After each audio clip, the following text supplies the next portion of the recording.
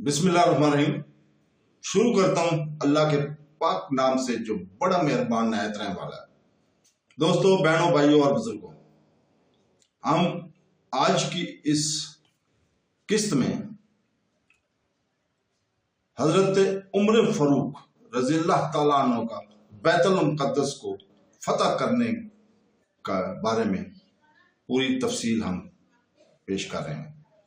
तो दोस्तों, कैसर रूम के साथ तमाम हाज़रीन मजलिस में समझ गए थे कि वो क्या कहना चाहते हैं। फिर वही हुआ जिसकी तरफ एमन ने इशारा किया था। रूमी ईसाइयों ने अपनी आदतें नहीं बदली, यहाँ तक कि अल्लाह ताला ने इनकी हुकूमत बदल डाली। मुसलमानों की मुसलसल फतवात की खबरें सुनकर कैसर रूम घबरा गया और फिर इसने बड़ी उजलत के साथ शाम छोड़कर कुस्तुनतुनिया जाने का फैसला कर लिया। जब इंतकाया और गिरदनवा के ईसाइयों को बादशाह के इरादे की इत्तला मिली तो वो कतार दर कतार महल के सदर दरवाजे पर जमा होकर ये अजारी करने लगे कि ये मंजर देखकर कैसे रूम की मजहबी गैरत ने जोश मारा और फिर इसने मुसलमानों से मुकाबले का ऐलान कर दिया।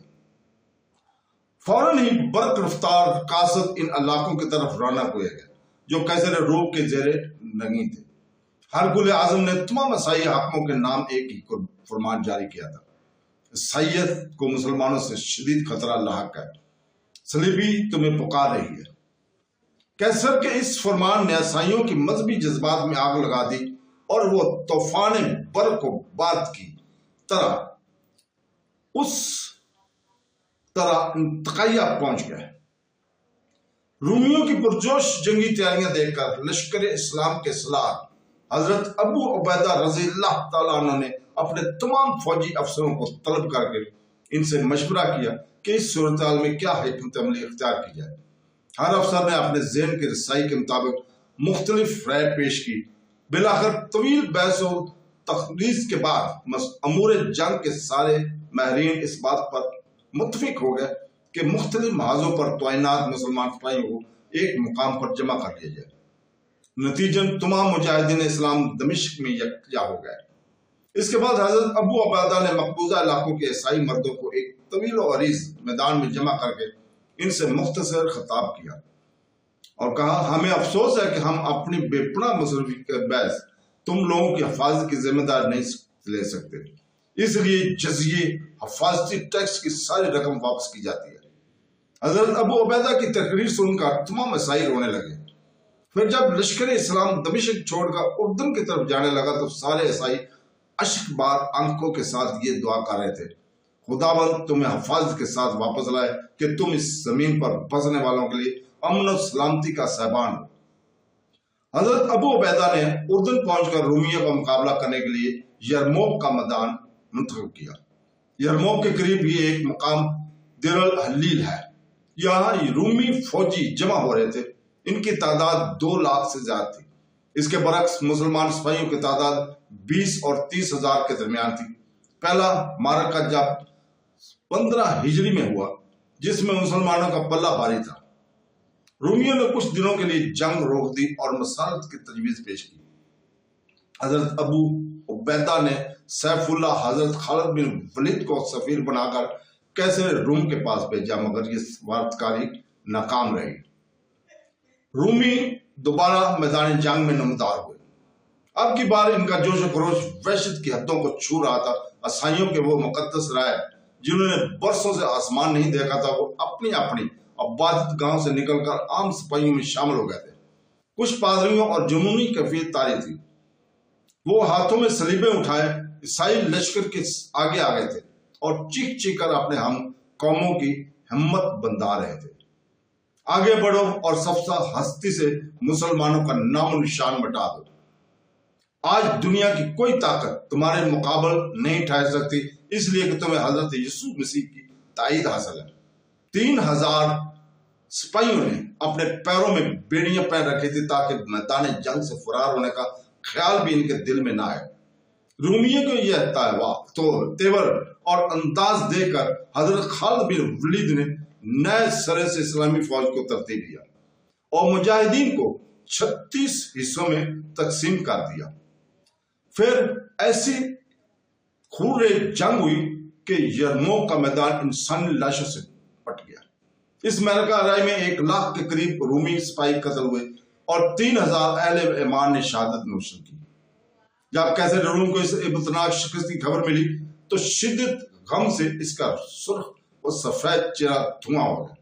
پھر وہ انتہائی حسرت اور یاس کے عالم میں سینہ کو بھی کرتا ہوا شام سے قسطنطنیہ چلا گیا۔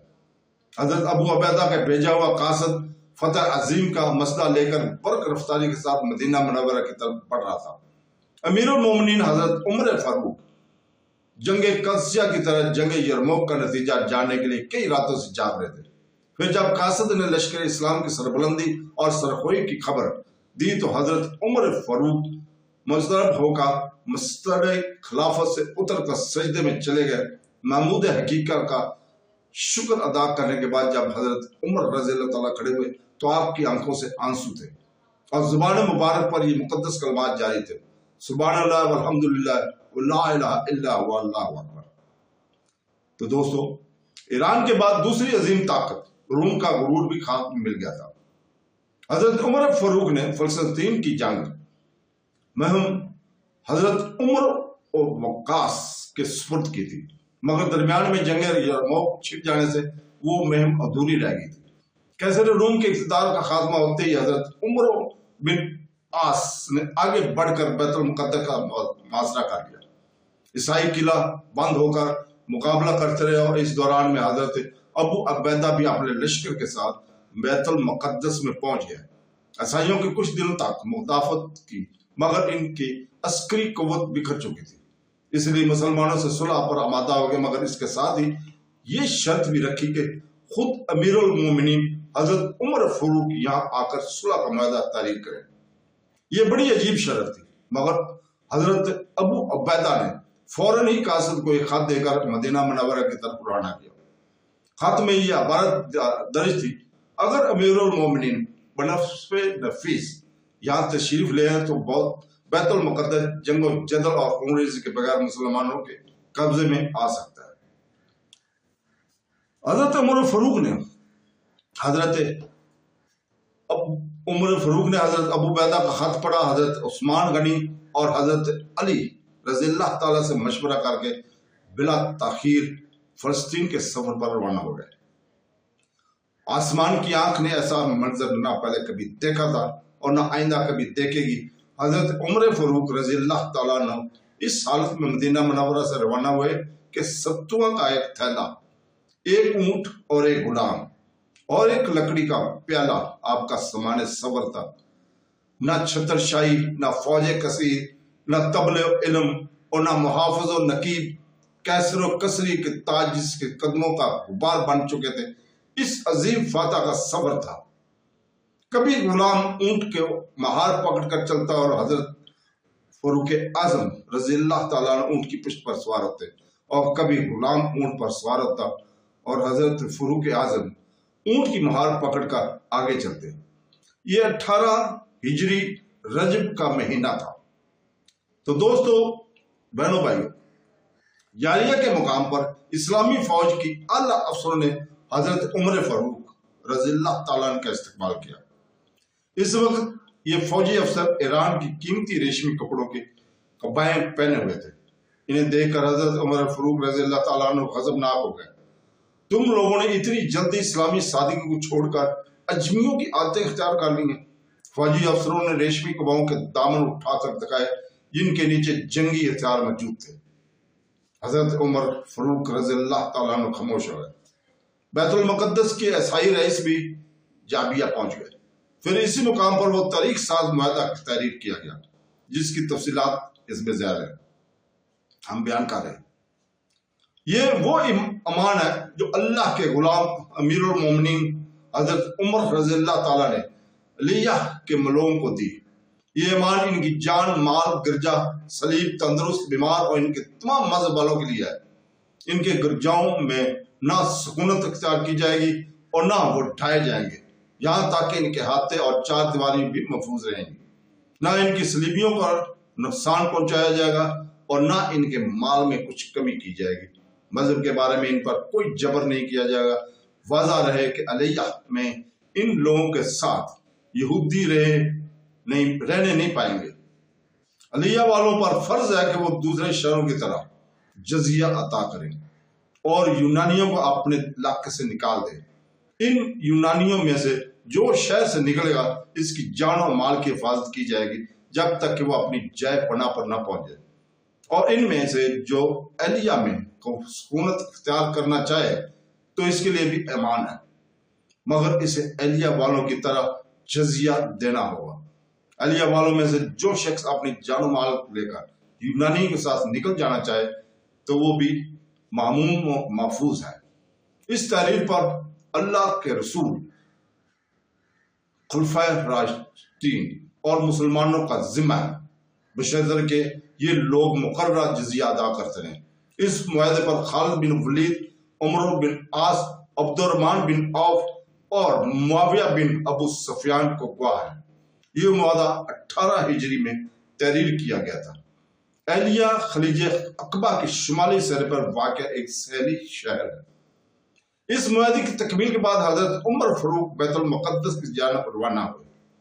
हजरत अबू उबैदा और दीगर फौजी अफसरान ने शहर के बाहर निकलकर अमीरुल मोमिनीन का इस्तकबाल किया।